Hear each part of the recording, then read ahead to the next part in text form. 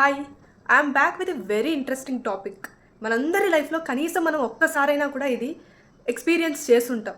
మనం ఒక సాధారణ జనరల్ టికెట్ ఒకటి కొనుగోలు చేసి ఒక జనరల్ కంపార్ట్మెంట్లో మనం ఎక్కిన తర్వాత కనీసం మనం అక్కడ నించోడానికి కూడా మనకు స్పేస్ లేకపోతే చాలా ఇరుకుగా మనం అక్కడ నిలబడి గంటల తరబడి మనం ప్రయాణిస్తూ అసలు ఆ సిచ్యువేషన్ అనేది ఎలా అనిపిస్తుంది మీకు?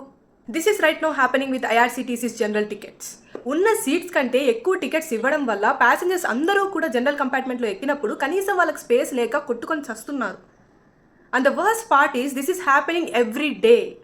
ఐఆర్సిటీసీ కేవలం లాభాలనే లక్ష్యంగా పెట్టుకొని ఇలా ఓవర్సెల్ చేస్తుంది. కానీ ఇక్కడ ప్రైస్ని భరించేదెవరు?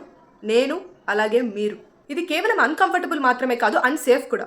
ఎందుకంటే people are force to sit on the floors. ఒకసారి వాళ్ళు కింద కూర్చోడానికి కూడా ఛాన్స్ లేక, కనీసం నిలబడడానికి కూడా ఛాన్స్ లేక వాళ్ళు డోర్ల దగ్గర కూర్చుంటున్నారు, డోర్లు పట్టుకొని బయటకుంటున్నారు. అసలు ప్యాసింజర్స్కి ఎంత రిస్క్ అది? ఎంతమంది అలా ప్రాణాలు కోల్పోయారు?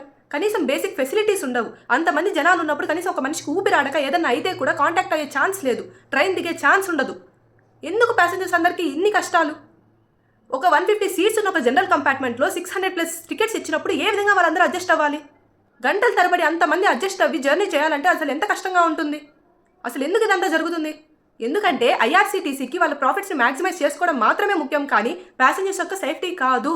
ఐఆర్సిటీసీని టికెట్స్ ఇవ్వడం అనేది కేవలం పూర్ మేనేజ్మెంట్ మాత్రమే కాదు.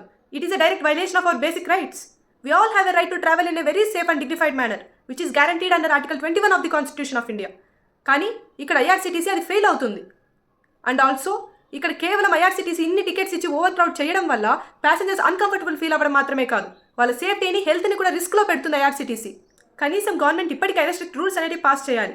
ఎన్ని సీట్స్ ఉన్నాయో అన్నే టికెట్స్ ఇవ్వాలి అని ఒక స్ట్రిక్ట్ రూల్ అనేది తీసుకురావాలి. ఎందుకనంటే ఐఆర్సిటీసీ కేవలం వాళ్ళ ప్రాఫిట్స్ కోసం ఎంతో మంది ప్యాసింజర్స్ యొక్క లైఫ్ రిస్క్లో పెడుతున్నారు, which is really unacceptable.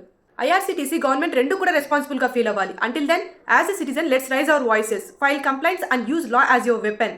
So మీరు కూడా మీ లైఫ్లో కనీసం ఒక్కసారి అనేది ఎక్స్పీరియన్స్ చేసి ఉంటారు. ఒకవేళ ఎక్స్పీరియన్స్ చేసి ఉంటే మీ ఒపీనియన్ ఏంటో let me know in the comment section. Thank you.